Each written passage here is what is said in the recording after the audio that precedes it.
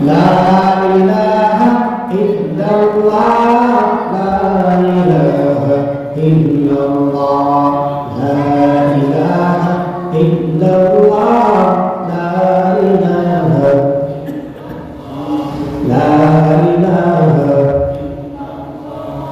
লা ইলাহা हकीकत से तो दुनिया बेखबर है दुनिया की नुमाइश पर नजर है नबी गोलम के रज़ दुनिया जुदा भाष बहर हाल तू ही मेरा निगहदार या इलाही तू मेरा माबूद है या इलाही तू मेरा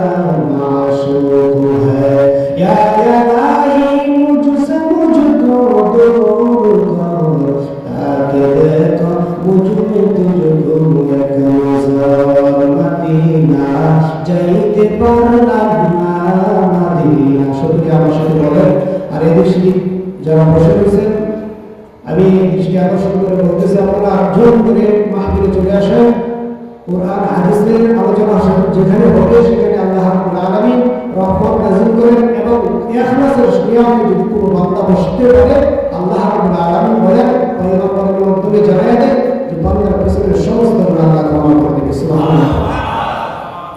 মদিনা যাইতে পারলাম না মদিনা দেখিতে পারলাম না মদিনা যাইতে পারলাম না মদিনা দেখিতে পারলাম না আমি অসহায় তাই এত দূরে রই আমি অসহায় তাই এত দূরে রই শুধু সালাম জানাই মদিনা যাইতে পারলাম না মদিনা দেখিতে পারলাম না মদিনা যাইতে পারলাম না মদিনা দেখিতে পারলাম না মদিনা নাম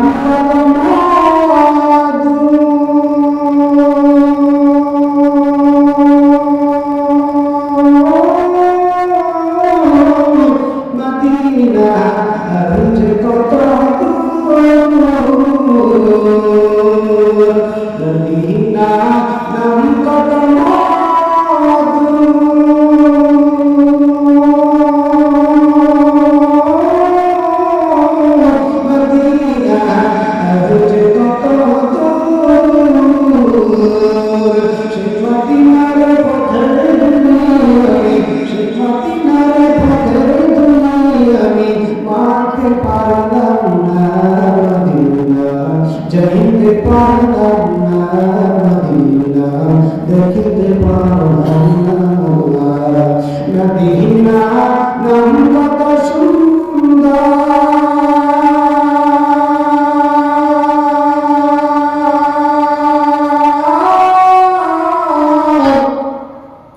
মদিনা কেড়েছে